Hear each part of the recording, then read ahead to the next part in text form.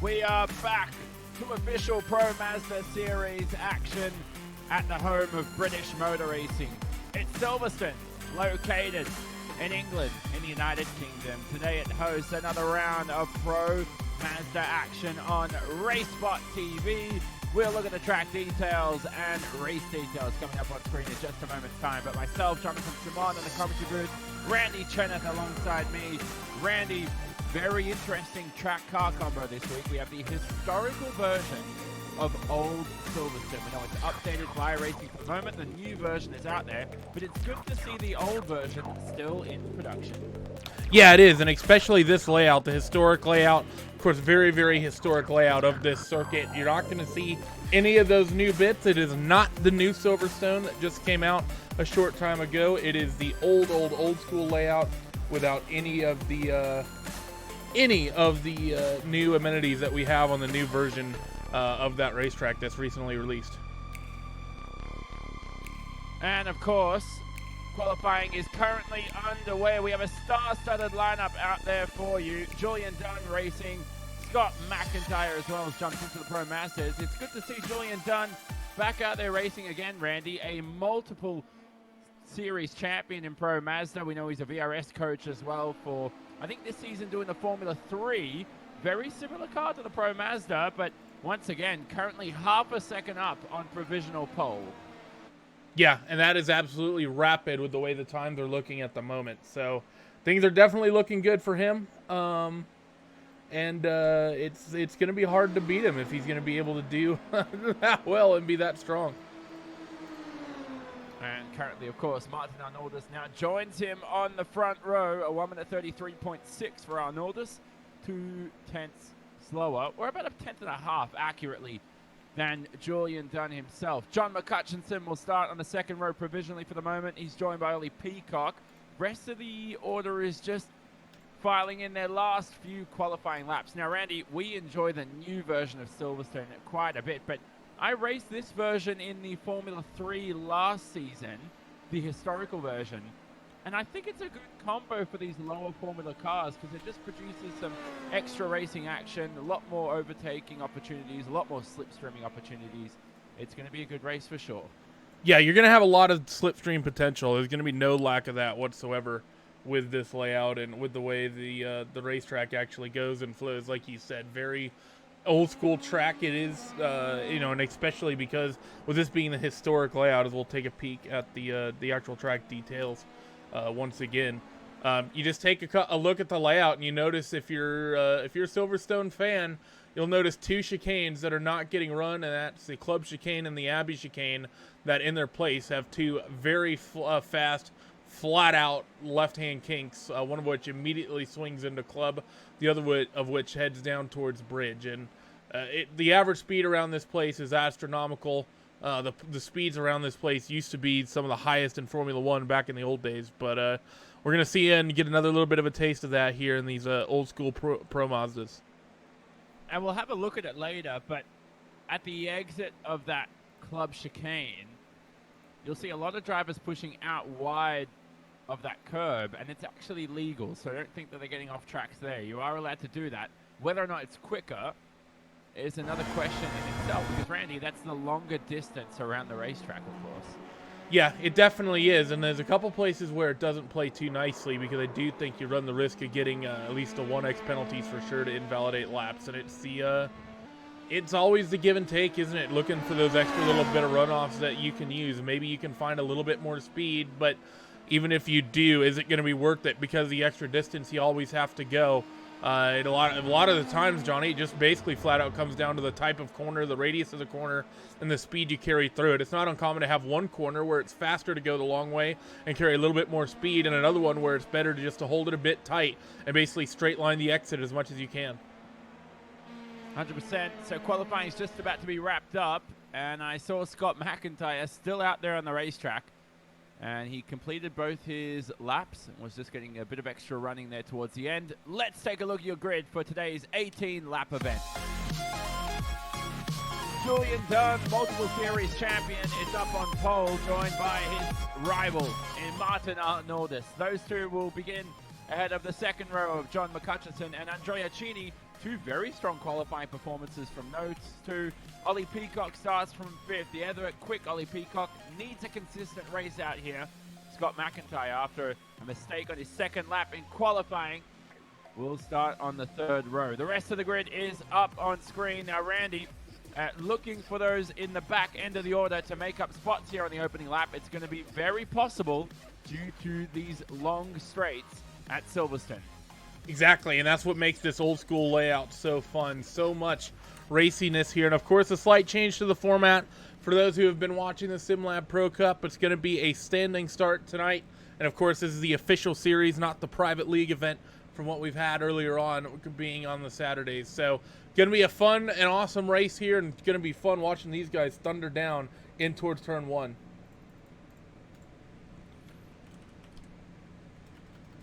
So ready to go in a few seconds' time. Randy, the challengers into Cops. It's going to be a very short run for sure. It's a short run and it's a fast run because, of course, you're going down the old long front straightaway, and you have a very fast turn 1. A lot of the racetracks that we go to nowadays, turn 1 is a hard braking zone. You think about what we have at Montreal, the style of start that we have at Mazda. You basically think of all the pretty much modern F1 and Grand Prix style racetracks, and even if you look at IndyCar, turn 1 tends to be a hard brake onto a very tight 90-degree corner. Cops 90 degrees, but it's very fast, and you can keep a lot of aero on the cars. Revs are up, we're going green.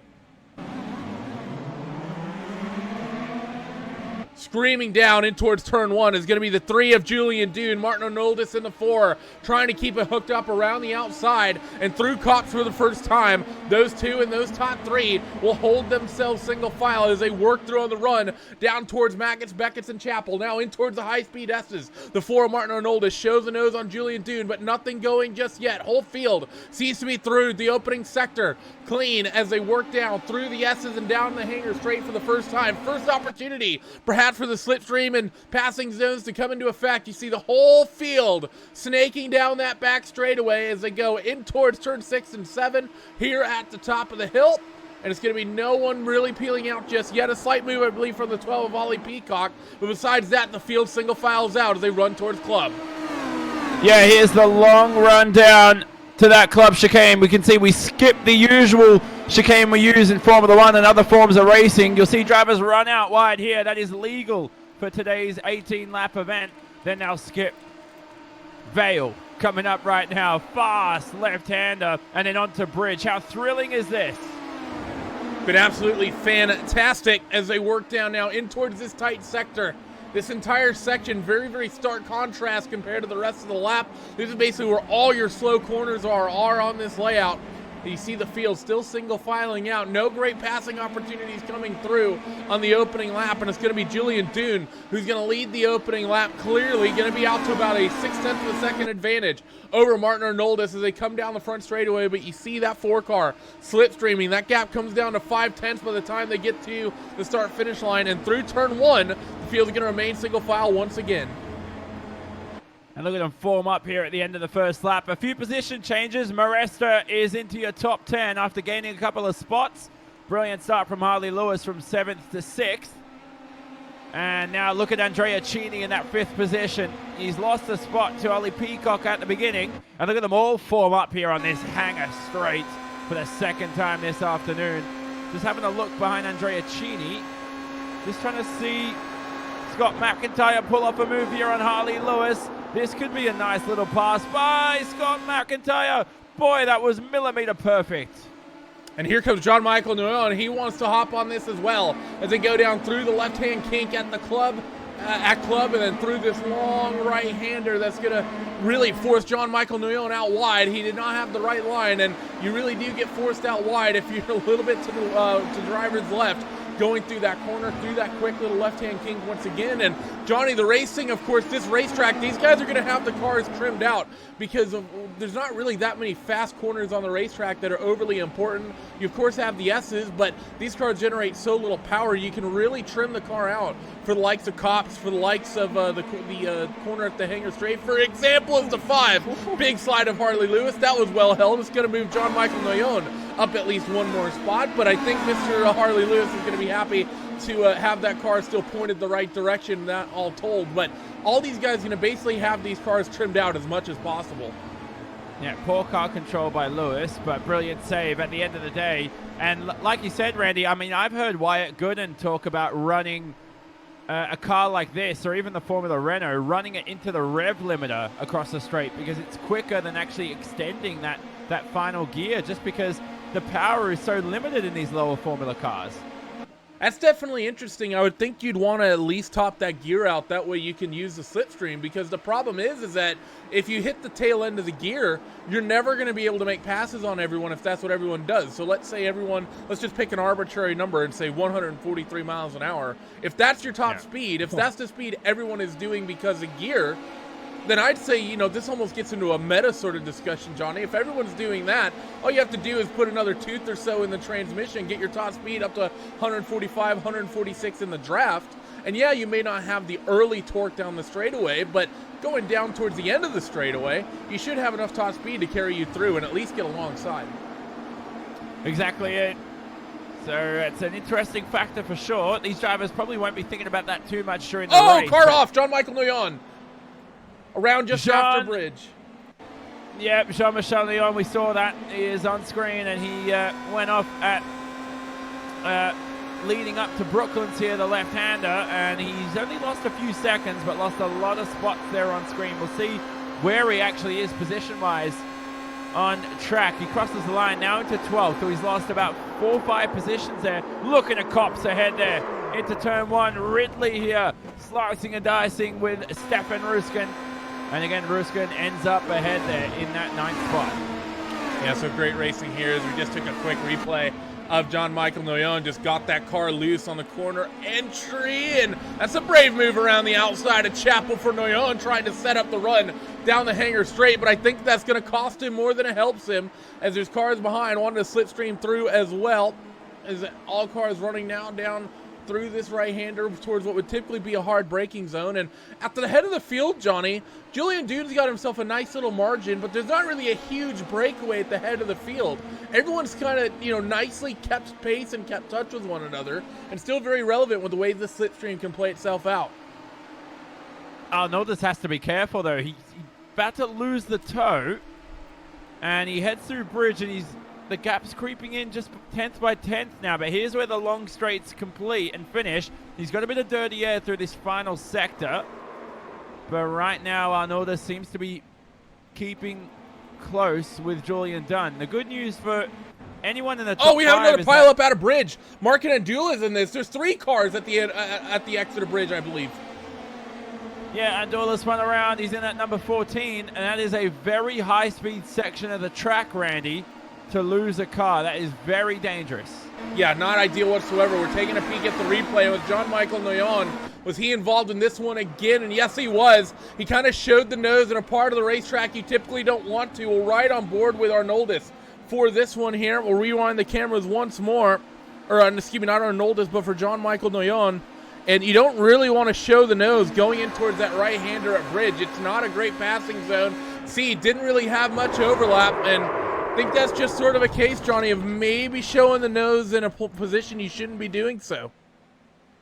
Yeah, but it has to be a racing incident because the driver of Andula just turned in on him, despite it not being an overtaking spot. At the same time, you still have to be respectful, don't you?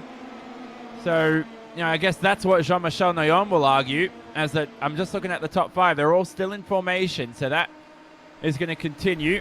But again, Randy, that's the way I see it, is it's not the most rational place to stick your nose up the inside. It's probably going to end in an incident, but Andula just turned in on Noyon. I think if he was a little bit more alongside, I'd see it that way, but he didn't really have much overlap. He sort of just barely clipped the right rear tire of Andula when he sent him around, and that's why I think that the move wasn't really on. All he's basically doing there, he's trying to scare that car off the apex, and that's not good enough to make a pass there, because even if that car misses the apex, they still have the inside for the corner that immediately follows. So it's not like even if Jean-Michel Noyon gets the line there, and if he scares Andula off the apex, it's not like it's job done or the pass is suddenly on. I just think that that's a position where, unless you're pulled up more alongside and more side by side, I think it's just a smarter play just to back out of it, at least in that situation. Yeah, see, you're right, exactly. And the thing I learned as well in Andula's position is, even if the other driver is wrong up the inside, just don't turn in because it's going to end your race, you know? Even if it's sometimes the smartest thing is to let yourself get pushed around and get scared off the apex. So it's a difficult one. It's not something a lot of drivers enjoy. You can see Randy and I are in two minds about it already. But we'll discuss it throughout the entirety of this event coming up, because right now, let's have a look at how your race is about to shape up. We know there's a top 5 scrap between Julian Dunn, Martin Arnoldus, 2 Pro Mazda champions, alongside John McCutcheon, who is driving absolutely splendidly out there today. Have a look at Peacock and Cheney behind. This is where Noyon and Andula had their incident just a lap ago. And brilliant move here by Andrea Cheney. That's the way to get it done without incident. He's going to head up the inside into Brooklands, and here they head into Luffield. There's a possible move around the outside here. There's just limited grip there, and Cheney will have to form up. So that's the top 5 scrap you're looking at. Scott McIntyre is on his own in the 6th position, and then there's that second group from 7th to 11th. The difficulty now for Scott McIntyre is that he's lapping pretty quickly, Randy, but not quick enough without the draft. Yeah, absolutely right with that one. It's been an absolutely nightmare scenario for them. But, yeah, when you lose a draft around this place, it's absolutely a killer as to what it does for your lap times. Oh, and have a look at this now. Cheney under attack here on Ollie Peacock once again. Looking for the outside, heading into the hangar straight and heading into Stowe.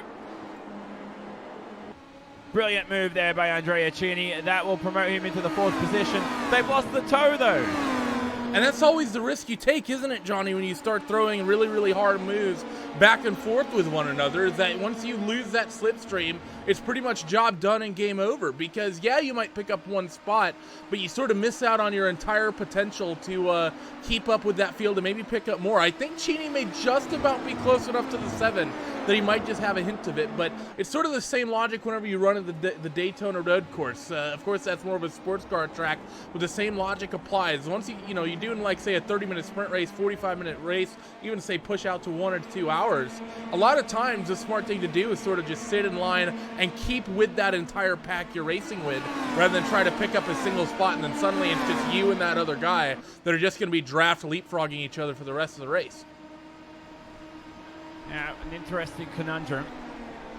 So, the lead pack heads through Cops. Now, I'd love to get an onboard shot with some of these drivers. John McCutcheon in 3rd is placed really well. Here's Maggots, Beckett's, Chapel Complex. 2 braking zones here. I've learnt, Randy, in these lower Formula cars. Sometimes in the older days in Formula 1, that used to be a triple braking zone into that section. But now with the amount of downforce and in these lower speed Formula cars, you can get away with just 2 braking zones through there.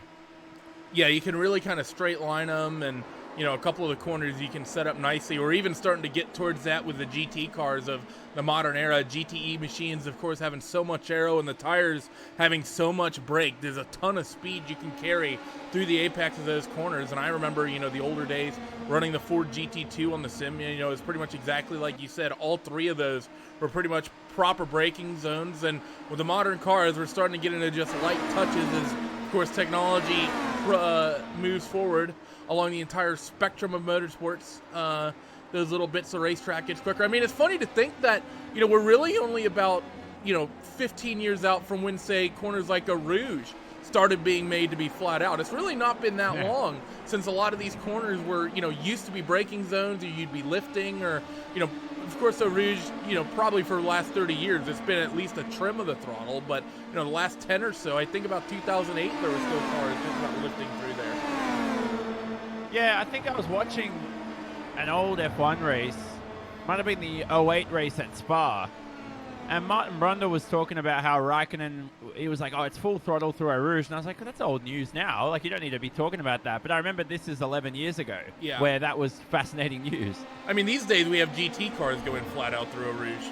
So, oh, really? Yeah, GT3 and GTE cars, it is flat out in quali trim, race trim. depending on the drivers, some cars and some drivers can get through Eau Rouge flat out. You know, GT3, you know, like the 24 Hours of Spa, there's a proper Pro-Am event where you have amateur drivers. I highly doubt most of the businessman drivers are getting through Eau Rouge flat out, but some of the pro guys, like the Audi factory drivers and, well, really any of the factory drivers, yeah, they can, you know, if the car's set up right and if the conditions are good, they can get through there flat. 100%. And whilst we're talking about that, your race is starting to take a turn for the worse for Cini and Peacock. After Andrea Cini made that passing maneuver, he's been unable to keep within the clutches here of your top three. Dunn, Arnoldus, McCutcheon are tail to tail, if that makes any sense. And McCutcheon is almost looking more racy than Arnoldus is here in the second position. Here they head through Luffield. Difficult right-hander. You almost want to be on the throttle before you can see the exit. And now through the main straight, they begin lap 10 of 18. We're already halfway through this event, and through Cops they go. I wouldn't be surprised if one of these drivers decides to pull off the move now. Yeah, it's always a little tight doing it in towards Maggots and Beckett's, especially the speeds these guys carry. It's hard to set that move up off of turn 1 and maintain the speed in the slipstream down towards turn 2. But here, coming off of Chapel on the run down the Hangar straightaway, probably the best passing opportunity on the racetrack. We're right on board with John McCutcheon, who's getting the double draft, but it actually doesn't seem like any of these top three suck it up too much. Arnoldus, he gets close to the back of the race leader, but not nearly close enough to make a move. And of course, with no hard braking zone coming up here, there's going to be no move on, of course, still until at least they get down nearly towards Bridge. We've seen this for years in Pro Mazda. Julian Dunn, a multiple series champion, multiple season champion in this series. Arnoldus, champion himself. These guys have been racing for years and years. They know each other inside out, but who will win out here today with only a few laps remaining? McCutcheon looks good for the victory. I haven't seen McCutcheon drive this well ever, so he is in splendid form. And Cini and Peacock behind, ready to pick up the pieces if anything goes wrong. Whilst that's all taking place, McIntyre is still on his own, looking good for his 6th place finish. And that second group battle between Ruskin, Maresta, Ridley is continuing away from 7th, 8th, and 9th. So that is your top 10. Ross Addy actually rounds out the top 10, excuse me. And beginning yet another lap. So we'll go through Maggots. Beckett's coming up. Hangar Straight's a good overtaking spot, Randy. Do you think anyone's going to be able to get it done heading into Bridge? Honestly, I don't think so, because there's something about the conditions today, Johnny, the draft. I mean, the draft has obviously been important to be able to keep up with those drivers around you, but we're not seeing the big suck-ups you traditionally see where a driver closes in 2-3 car lengths and is able to make a big move. I think part of it has to do with the fact that this layout is just so high speed. These drivers have the cars so trimmed out that you just can't get enough of a speed advantage in the slipstream. Because this is actually, you know, somewhat misconceiving, and as high as the average speeds are, none of the straights are really quite long enough that you really get up to high speeds. You know, you think about some of the other tracks we've seen, tracks like Road America through the Pro Mazda, the SimLab Pro Cup, and some of the other sort of North American tracks. You think about maybe Mid-Ohio as well. Super, super long straights. You don't really have any super long straights, but the move's on for Arnoldus. And Julian Dunn's practiced that for sure, because that was very risky to go defensive up the inside and leave the door vulnerable at the next preceding left-hander. But he remains in the lead as Arnoldus was ready to make a move for the first time this afternoon. It's going to happen soon. But when's it going to happen? Here they begin, lap 12 of 18 at Silverstone for this week of Pro Mazda action. It's good to see official series racing back out there, Randy. We've been covering the SimLab Pro Cup. Obviously, that's going to be discontinued for the rest of that campaign. But this is what we missed in Pro Mazda, is this kind of racing. Yeah, it's absolutely great, the sort of racing that these guys can put on. I mean, this is so close and so competitive. And I know you were a fan of the old school World Championship Grand Prix series that we've unfortunately lost this year, but we never got that sort of racing with well, at least not this sort of racing typically with the big cars. You typically get some good battles, of course, but at the head of the field, it generally been a insert Martin Cronke or Mitchell DeYoung or maybe even a Graham Carroll or maybe a Gregor Hutu blitzing away from the field. These little cars, I honestly think, in terms of road courses for sprint racing, I think these little kind of feeder series open wheelers easily my favorite to broadcast on the sim. They just race so well as the side-by-side move for second through bridge is going. Yeah, McCutcheon just trying to get himself warmed up, trying to get his racecraft warmed up here towards the end of this event. Now, whilst these drivers all slice and dice for position, look who that's brought into the fray, Andrea Cini. And now it becomes a 4-horse race for the win this afternoon. I've seen plenty drivers, Randy, win a race from that 4th position where Andrea Cini is positioned. May not be the quickest out there today, but you never know as they begin lap 13 of 18. Yeah, so coming up towards 5 laps to go, and these fights are picking up. And I will say, Andrew Cini, like you said, closing in on this group. We talked about the fact that he had lost the slipstream fighting with Ollie Peacock, but that's sort of basically flip-flopped around, and he's now been able to reel this group in. So maybe the 2-car has a bit of pace on this. 5 laps to go. If he's got some speed, he's now very much has a big whiff of the draft. He might be able to start making some moves. Problem is, I'm watching Andrea Cini, and he picks up an immense amount of understeer in the dirty air. So whether that's the triple dirty air that he's dealing with is another question in itself, but he's certainly struggling, at least through Chapel and Copse. Even through this corner right now, we skip that club chicane, and we continue on to Vale. Oh, no, excuse me. Continue on to Abbey. And obviously, Abbey in the new version is a right-hander there. We don't use this section here anymore at Bridge. And the leaders, well, now it's a 4-horse race like we said. So one thing, Randy, is it's 22 degrees Celsius in terms of track temp. Now, I know earlier you were talking about the conditions out there. Do you think if it was hotter that we'd see some more passing because of, not because of the straight line speeds, but because of the grip? Now it's high speed, high grip. It's easier to control the car.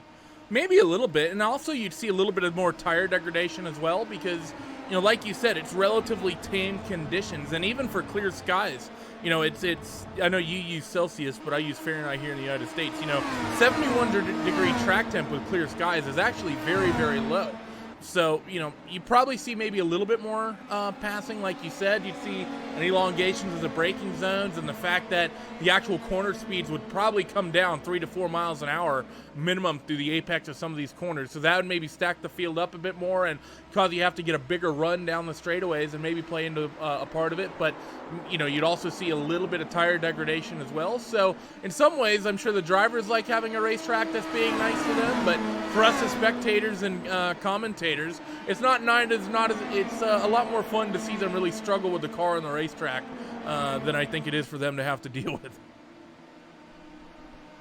So with 5 to go, will McCutcheon pull off the move of the bridge? He's a bit too far back. I'm getting a bit restless in the commentary booth. That's the last thing that anyone in this top 3 could do. Dunn spun. Dunn's on into the gravel, and he's lost the lead for the first time this afternoon. He's demoted to the 4th position. At least he's kept the car in a straight line, but that was a brilliant save at the cost of 3 positions. And having a look at it, he didn't have any help. It looks like he locked up. First camera angle on the replay wasn't too nice. We'll do an onboard and see exactly what happened. We'll watch his hands as he goes through the braking zone. It's not going to be through this rapid right-hander under the bridge. It's going to be through the next left-hander where the problem starts. He gets on the brakes, and I think he's just a little bit too wide. Maybe carries a little bit too much speed. Back end just starts to step out. It was very well held there from Julian to be able to hold on to that car and keep it pointed the right way, but that's going to see him cycle down to 4th. And does he have the speed to maybe make something of this amongst the top 3, as Arnoldus will be the one to inherit the race lead? So 4 laps to go. I just saw Julian Dunn deal with dirty air for the first time into Copse, Randy. And let me tell you, he went straight off the racetrack, picked up a major off track. I'm surprised he didn't get a slowdown.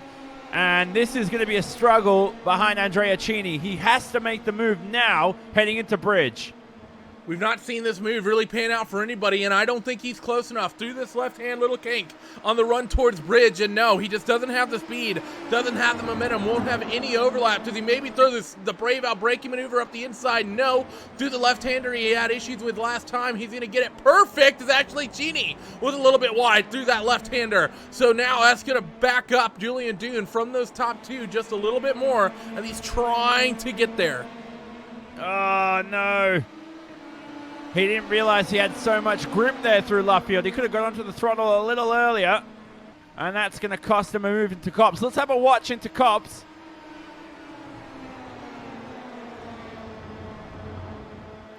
Now, there's so much dirty air right there. That should almost be just a slight lift, and they have to lift for almost a second heading through Copse because of the dirty air disadvantage. Now heading into Chapel is done. And actually, you know what? It looks like Cheney's almost closer to McCutcheon, and done is to Cheney up ahead. Yeah, it's about even the way they look as they work down towards the end of the hangar straight. But regardless, this whole top four has really fanned out. It's really the drawback of really taking the arrow out of the car, Johnny. We always talk about the fact that we have the cars potentially getting trimmed out because they want so much top speed. But here, I think this is going to be one of the few tracks you really crank it down to the absolute minimum levels you find acceptable. And I think that's why we're seeing people struggling with the dirty air. It's not often we ever talk about dirty air, really, with the Pro Mazda, because at most tracks, you're able to run so much aero that you can really kind of sideline that effect to a certain extent. And I want to do another onboard when they go through Magnussen, Beckett, and Chapel. We'll ride on board with the Julian Dunn at the back of the field, and you can just see that all four drivers in this lead pack are just taking highly varied and different lines, all fishing for clean air. We'll start it midway down the front straightaway and watch them run through Copse as well.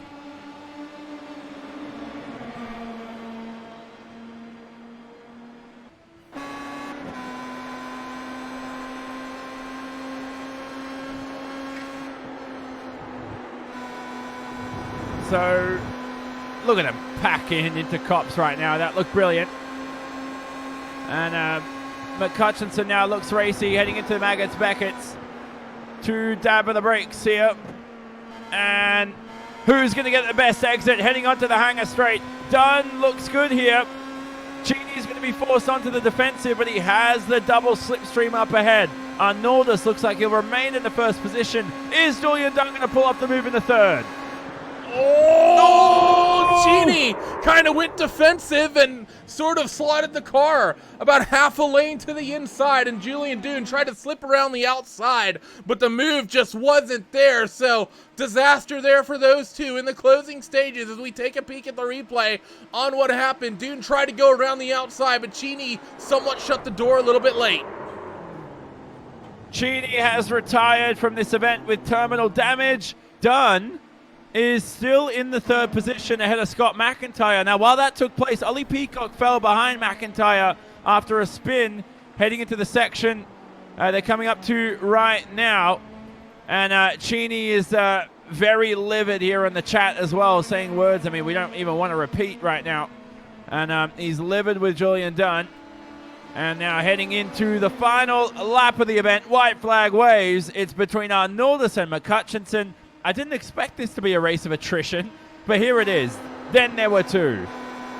So let's see as they work through turn one for the first time and towards Magnussen, Beckett, and Chapel once again. McCutcheon has to get this perfect. You see him slotting the car to the right side, trying to load the nose of the arrow. He's wide through the first apex at the right-hander. He's wide at the second to the left. And this third one, he's still fighting tight. And look at the ground. The floor of Martin Arnoldus has opened up nearly 2 car lengths at least, maybe even pushing 3. So as McCutcheon closes in the slipstream, he's going to close into what he's lost, but he's not made up any ground compared to the start of this lap. Through the right-hander at the end of the hangar straight. Not going to catch any ground. Half a lap left to go, and McCutcheon only has one semi-okay passing opportunity left, but I wouldn't say he has any good ones. It's going to be close. He's got the draft here. Oh, he almost sent himself up the racetrack. Here's McCutcheon screaming down to bridge for the final time. Screaming towards possibly a race victory. Throws the car into these final few corners. Is he going to be able to win this round of the Pro Mazda Championship? Arnoldus looks good heading into left field. There's only one more corner to go. And I don't think McCutcheon is going to be able to get this drag race to the finish line. And it looks like Martin Arnoldus will take victory from Silverstone. What a race it's been, with McCutcheon filing behind in second. Your pole sitter Julian Dunn ends up in third. Most likely apologetic, maybe not, depending on how you will see the replay there.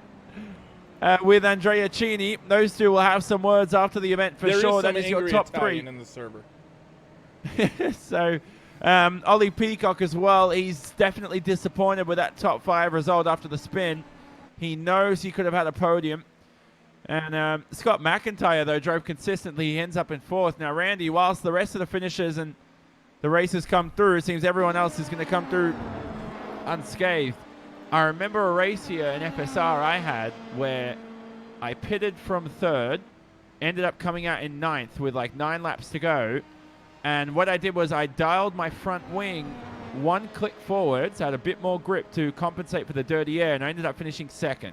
So whether or not, you know, the driver of Arnoldus did that to keep within the clutches of Dunn and pile the pressure on him, he really earned that victory.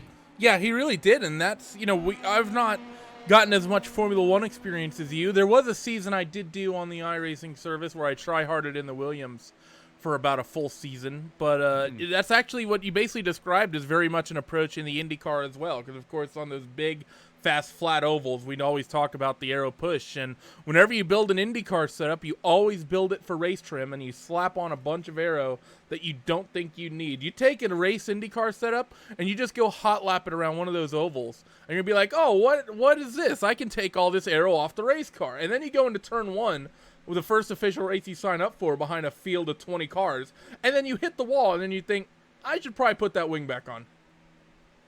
Yeah, so that's more than a sustainable solution there. But nevertheless, I think that's everyone who's crossed the line. Let's take a look at your final race results. Why not?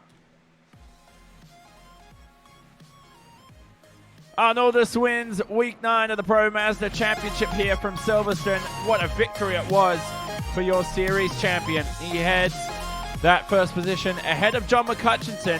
McCutcheon, never seen him drive so splendidly before. He comes home 0.2 of a second behind a race win, but it's not enough. He won't be remembered for that second place finish here today. It's all about your winner, Arnoldus. Dunn, at the end of the day, should have won this event with a few laps to go, though he butchered it heading into the Priori and Brooklyn section, but he rounds out the podium nevertheless. Scott McIntyre ended up in 4th. What a consistent event from McIntyre. Now, had he had a clean getaway, he could have possibly promoted himself up into that lead battle, but lost the draft and lost the toe early on in the race. Ollie Peacock with a mistake, should have ended up on the podium, and that's why he left the server quite angrily. And he ends up in 5th. Maresta, Ridley, Ruskin round out the 6th to 8th positions. Rounding out the top 10 is Addy and Lewis. You can see the rest of the finishers on screen. I thought that said Verstappen there in the 13th position, Randy, but I got that wrong. It's Verstraeten, I think.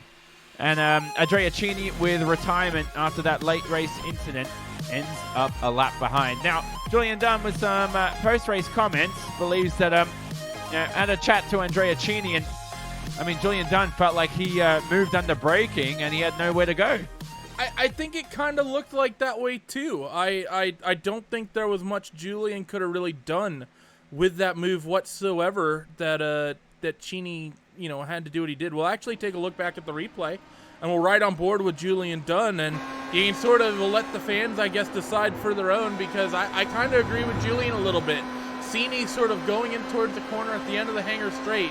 He opened that right-hand side, wanted to defend, but you can make moves around the outside, and Julian tried to hook it up around there, and at the last second, Cini sort of, while under the brakes, just sort of moved over, not much, but enough that he completely took the nose away and took the lane Julian was trying to run completely away from him. So on the replay, we're halfway down the hangar straight now.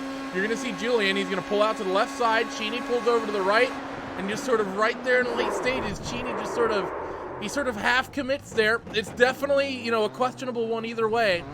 I don't think it's a clear one because at the end of the day, there wasn't a lot of room there for Julian. But I think, I think Cheney could have given him just a little bit more to be able to work with. So any other final comments for the race? I know the track car combo, you were quite skeptical of it coming into this round. I don't think it disappointed, did it? Oh, no, it definitely didn't disappoint. It's not that I was skeptical, say, of this particular layout. It's just I am very much a fan of the new version of Silverstone, and I really wanted to see the new Silverstone that we have. Yeah, exactly. And I do like and that's the hard something I've been... I will also say, sorry to interrupt, but I also do very much... I like the hard braking zones on the traditional Grand Prix layout that we have these days. The modern old Silverstone, if that makes sense. Because if you think about it, on this version, there's like 3 braking zones. Oh no, there's only like 2 hard braking zones, I think. Not even. There's 1 hard braking zone in this version. Yeah, you have turn 1's you probably drag the brake. You probably drag the brake a couple times through the S's. Not saying you get on a hard, but although I could potentially see that being a lift. Couple dabs of the brake through the S's maybe. At the end of the hanger straight, you might be thinking about it, and then you have the 1 hard braking zone on that corner after bridge, because I don't think you're braking into bridge. Maybe slightly, but I think that's almost going to be a little bit more of a lift. But yeah, it really is. People talk about Monza and how fast that track is, and there's only a couple braking zones. You have a braking zone and a couple slight deceleration areas on this racetrack.